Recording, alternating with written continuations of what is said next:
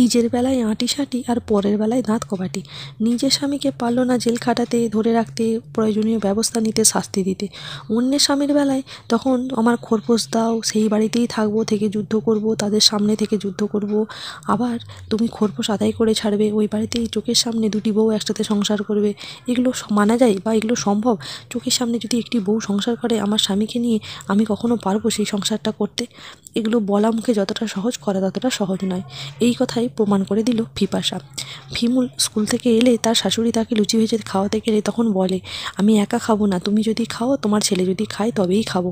এবারে শাশুড়িকে জোরাজোরি করতে শাশুড়ি তখন বলে, আচ্ছা ঠিক আছে, জোরাজোরি যখন করছো তখন তো আমাকে অগত্যা খেতেই হবে, চলো তাহলে লুচি ভাজতে যাই। এইদিকে যখন বলতে থাকে সেই সব কথা, তখনই বাইরে থেকে পাড়ার বৌদিরা আসে।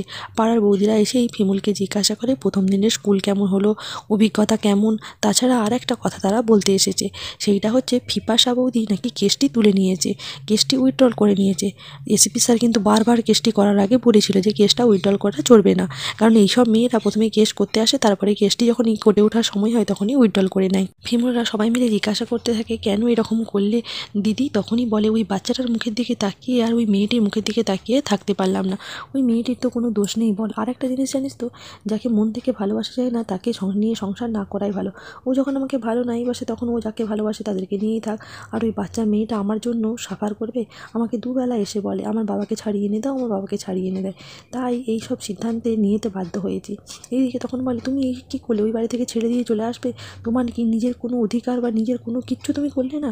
তুমি কি করতে পারলে গো? তখনই থেকে ঘুরে বলে, আমি পারিনি রে ফিমুল, তুই কি পেরেছিলি তোর বরকে শাস্তি দিতে? সেও তো অনেক অন্যায়, অনেক অপরাধ করেছিল। এই কথা আবার ঘুরে ফরাগও বলে, তুমি কি পেরেছিলে আমাকে শাস্তি দিতে? তুমি আমাকে যদি শাস্তি দিতে তাহলে তো আমার কাছে আজকে থাকতে না, আবার নতুন করে বিয়ে হতো না। তারপরে ফিপাশা দিকে বলে, তুমি তো নিজের ছাদে একটা ঘর করতে পারো, যদি কোনো টাকা পয়সার সাহায্য লাগে সেটা আমরা সবাই মিলেই দেবো। তখন ফরাক বলে, কাউকে সাহায্য করতে হবে না, আমি যদি একটা কথা বলি, আমার তো কিছু টাকা আছে, সেই টাকা নিয়ে তুমি এখন ঘর বানাতে পারো, পরে যখন সময় সুযোগ পাবে সময় সুযোগ করে দিয়ে দেবে। ফিপাশা বলে, না না, ওই একই বাড়িতে থেকে দুটো বউ সংসার করবে, আমার এতদিনের যার সাথে সম্পর্ক তাকে অন্য একটি মেয়ে নিয়ে থাকবে, এটা আমি দেখতে পারবো না, এতটাও বোধহয় মহান আমি নই। ঠিকই কথাই বলে, সমস্ত মানুষের পক্ষে মেনে নেওয়া এই কথাটি সম্ভব নয়। ফিপাশার কথাগুলি খুবই যুক্তিপূর্ণ বলেই আমার মনে হয়। এইদিকে ফুপচরিতা ফিরসাও তারাও বলে, ঠিক আছে বসছি, তুই লুচি ভাজলে আমরা সবাই মিলে খেয়ে তারপরেই যাব। পরে ফিপাশা যখন তার নিজের এক ঘরে থাকে, তখন সেই বাচ্চা মেয়েটি বোধহয় তার কাছে এসে শুয়ে পড়ে এবং ঘুমিয়ে যায়। ফিপাশা তার গায়ে মাথায় হাত বোলাতে থাকে, তখনই সেই ঘরে শাশুড়ি প্রবেশ করে বলে, বৌমা আসবো? এবং ফদুরিমাও সেখানে থাকে, সেও বলে, তোমার ঘরে কি একটু আসবো? তখন ফিপাশা বলে, এটা তোমাদের ঘর, আমি এখন এই ঘরে আশ্রিত হয়ে আছি, আমাকে আবার জিজ্ঞাসা করার কী আছে? আর এই যে তোমার মেয়েকে দেখছো, তোমার মেয়েই আমার পাশে এসে শুয়েছে, কখন শুয়েছে আমি সেটাও জানি না, কিন্তু আমার পাশে এসে শুয়েছে, ঘুমন্ত মেয়েকে তো আর ঠেলে ফেলে দিতে পারি না, সেই জন্যেই এখানে এনে রেখেছি, তোমার মনে হলে তুমি নিয়ে চলে যাও।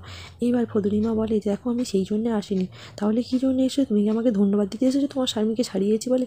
ফদুরিমা বলে, না না, সেও ধন্যবাদও দিতে আসেনি, কিন্তু তোমাকে এই কথা বলতে এসেছি যে আমার কিন্তু কোনো দোষ ছিল না, আমি যখন সব কিছু জানতে পেরেছিলাম, আমি চলে যাওয়ার বদলে শুধু মেয়েটার জন্য থেকে গেছি এখানে, এই জোর করে এই সম্পর্কতে, তোমার স্বামীকে কেড়ে নেওয়ার উদ্দেশ্য আমার ছিল না।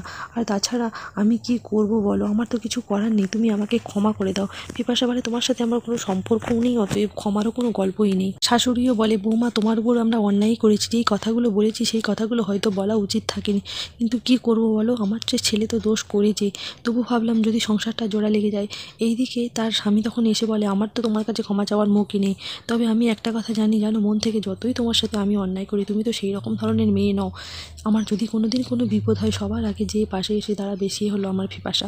আমি জানি ফিপাশা তোমার উপর অন্যায় করছে, কিন্তু আমি এখনও বলছি, আমি তোমাকে সত্যি মন থেকে খুব ভালোবাসি। আর হয়তো একটা বাচ্চা নিতে পারতাম, কিন্তু ওই মেয়েটা আর ওই তার মায়ের প্রতি আমার মায়া পড়ে গিয়েছিল, সেটা কিন্তু ভালোবাসা নয়। তুমি পারলে আমাকে ক্ষমা করে দাও, আর এই ঘর থেকে যেও না। মা বলে, আগেকার দিনে তো দুটি বউ একসাথেই থাকতো, তোমরা কি সেভাবে থাকতে পারো না? এইরকমভাবে শেষ হয় আজকের পর্বটি।